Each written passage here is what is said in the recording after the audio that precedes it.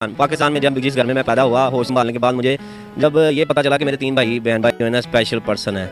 वो जो है स्पेशल पर्सन ये है कि वो अपनी ज़िंदगी जो है ना नॉर्मल तरीके से जिंदगी नहीं जी सकते। नॉर्मल ज़िंदगी से नहीं जी सकते। तो ये मेरे लिए बड़ा सदमा था, मेरी माँ के लिए भी बड़ा सदमा था कि एक माँ जिसके बच्चे हों, जिसकी बेटियाँ हों और 2 बेटे हों, मेरे 2 भाई और 1 बहन जो है वो स्पेशल पर्सन है। तो मेरी माँ के लिए बड़ा सदमा था। उस माँ के लिए क्या ज़िंदगी में जो है ना उसकी ख्वाहिशें होंगी कि उसके बच्चे जो है ना इस तरह के होंगे। लेकिन मैंने अपनी माँ का साथ नहीं छोड़ा। मैंने जो हौसला जो मेरा किसी टाइम जो है टूटता था वो नहीं टूटा। मैं उनको लेके अपनी ज़िंदगी के साथ आज भी चल रहा हूँ। जब मैं इससे आगे चलता हूँ तो उस माँ को जब बीमारी लग जाती है तो वो ज़िंदगी का मेरा सबसे बड़ा सदमा होता है कि जब डॉक्टर कहते हैं कि ये बचेगी नहीं। पाकिस्तान में नहीं बचेगी। डॉक्टरों के पास जाता था, डॉक्टर जो है ना वो यहाँ सरकारी हॉस्पिटल में मेरे पास इतने इनकम नहीं थी। मैं उस इनकम में अपना घर चलाता कि मैं जो है वो अपनी माँ का इलाज कराता।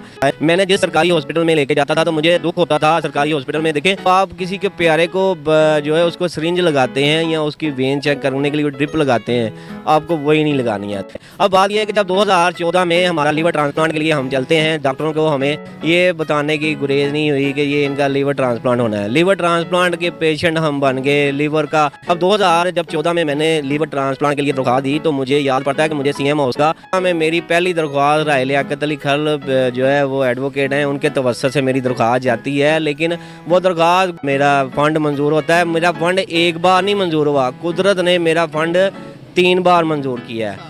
अब देखें कि यहाँ मैंने इंडिया में जब अपोलो हॉस्पिटल गया, वहाँ अपोलो हॉस्पिटल में मैंने लोगों से पूछा, अपने पाकिस्तानी पेशेंट थे या मैंने दूसरों से, उनसे मैंने पूछा कि यार ये पाकिस्तान से दोबारा वापस कैसे आते हैं। तो उन्होंने कहा जी पाकिस्तान से वापस दोबारा चाहिए तो फिर दोबारा फिर लेके आएगी। मैं जब दोबारा जाता हूँ तो वहाँ जाता हूँ तो मेरे पास लिमिट थी महदूद से पैसे होते हैं, तो मेरे से 500।